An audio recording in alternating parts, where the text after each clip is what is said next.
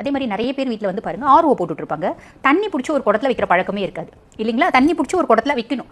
ஏன்னா நீங்க ஒரு குடம் வாங்கி கொடுங்க, பெரிய கிச்சனா இருக்கிற வீடா பார்த்து வாங்கி தண்ணி ஒரு கொடுங்க, குடத்துல பிடிச்சி வைக்கணும். அதே மாதிரி வச்சிருவோம். பாருங்க இந்த சிங்க்ல எப்ப பாரு பாத்திரம் எச்சி பாத்திரம் இருந்துட்டே இருக்கும். பா யாருக்குமே தெரியாத விஷயம்.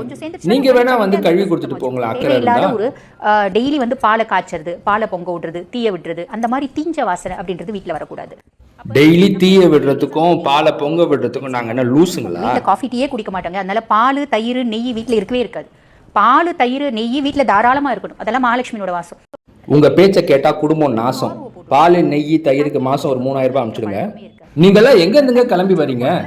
நூத்துக்கணக்கான பேர் ஆயிரக்கணக்கான டிப்ஸ் கொடுக்குறீங்க. ஒவ்வொரு குடும்பத்திலையும் எவ்வளவோ வேலைகள், கடமைகள், மன கஷ்டம், பண கஷ்டம், இதையும் தாண்டி பல நல்ல விஷயங்களுக்காக ஓடிட்டு இருக்கோம். மக்களே, உங்க சூழ்நிலைக்கு உங்க வசதிக்கு நீங்க வாழுங்க, சந்தோஷமா இருங்க, அதுதான் முக்கியம்.